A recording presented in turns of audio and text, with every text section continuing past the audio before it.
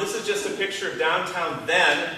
I'm not exactly sure of the timing. I think the lower right picture is probably in the 40s. But here again, you see in the upper left the train, the old train station, the water tower was there. That was a steam train, a locomotive, of course, noisy and smelly.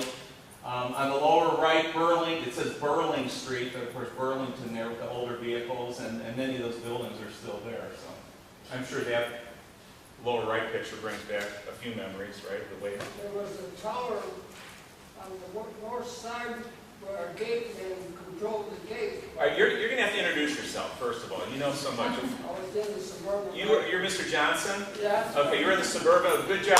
Great article. It's named a street after you. Good idea. What were you saying about the I tower? was going to say, I remember there was a tower, a gateman controlled the gate by. Oh, okay.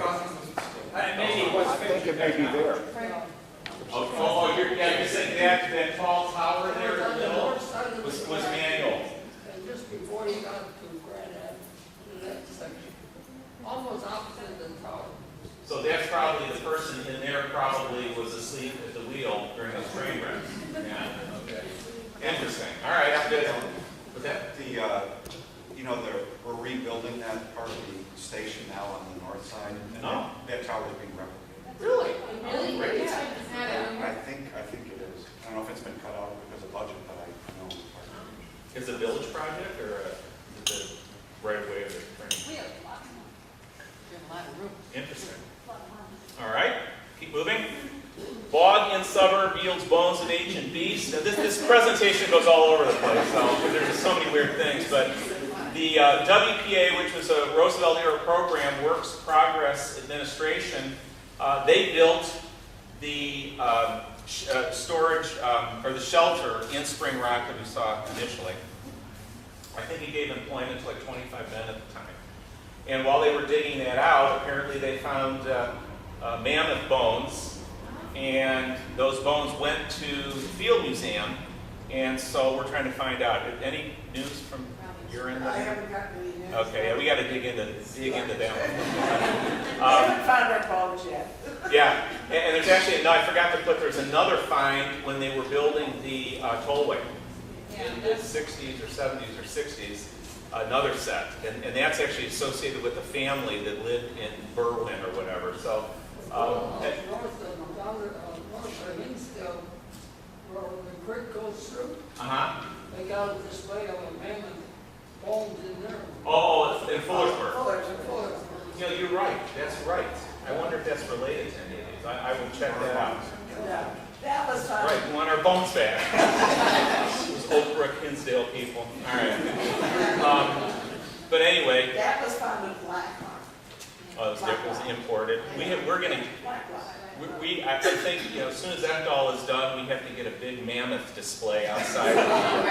Work on that one next. But anyway, of course, everything. I always am telling people everything kind of revolves around Western Springs because one thing after another. Now more of the sordid side of town. Public enemy number one, I guess, lived in Western Springs. Babyface Nelson. Anybody know him? Babyface Nelson apparently lived in Western Springs. Never knew him. Okay. Well, this article happened after Dillinger was killed at the Biograph because he was public enemy number one. When he got bumped off, then Babyface was elevated to the status of number one. Apparently, he was a cab driver around here. Now, I've actually seen other articles that say Dillinger was, but I think it's confusing. So, it's really Babyface. But he lived in his sister's home. And the family name is Gillis, and they're buried not that far away over in the western suburbs of Chicago, in the western side of Chicago. But I'm trying to find out what house this must have been, or is it a rumor? So if anyone knows, we need to find that out. Huh? We're going to tell.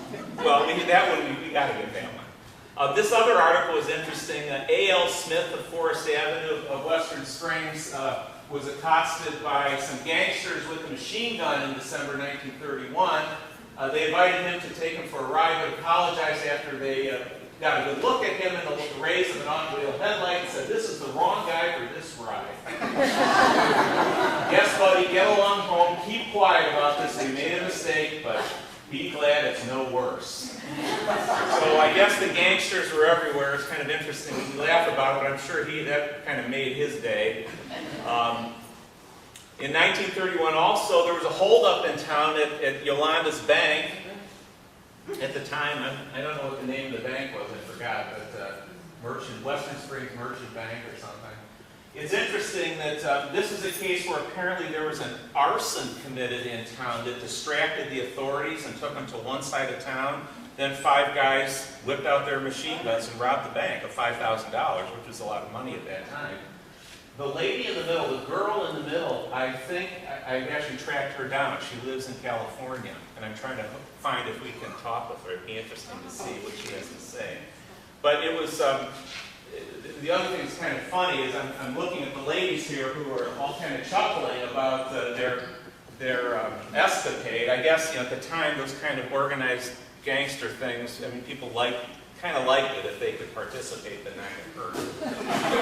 So that was the deal. No named people involved or anything in that one, but that must have been quite a day as well. I don't know if the money was ever recovered. Moving ahead to 1948, this is an interesting story. This is frontline or headline news in Chicago. Battle bandits, cop shot. There used to be a bookie joint. I don't know if you went over there. I'm glad we got to meet you, but it was at the corner of Ogden and Harvey, across Ogden in Venus area. And Peterson came with his car, and he opened the door, and he ended up with 3 bullet holes in the door. Sergeant Peterson, he was the head of, or Captain Peterson of the police department. He actually lived on our street, Linden. Yeah, He answered a call. yeah. He got shot and was pretty seriously wounded and went to McNeil I Hospital don't for a think while. he was wounded that much, but when he threw the door open, got 3 bullets through the door. Yeah. When they had those Hepburn in the garage, he had the car up there we're looking at. So, Interesting. Okay. Well, so this was the battle raged from the corner of, well, kind of my street, I guess, where I live on Linden, the Harvey or whatever. And you can follow the path, and they ended up in the quarries and canal area, and guns were blazing the whole way. I mean, it's just an amazing story. And the picture on the right is actually a picture of this bookie joint that was actually in the woods across from the, it would be the retirement home or whatever that's there now, the Resurrection home. Yeah. And the reason that took place because Ogden was a dividing line, so you left the municipality of Western Springs, you entered into this Cook County no man's land, and they could get away with, well, as you know, you were able to go there. Did you ever win anything there? Did you ever win anything? No.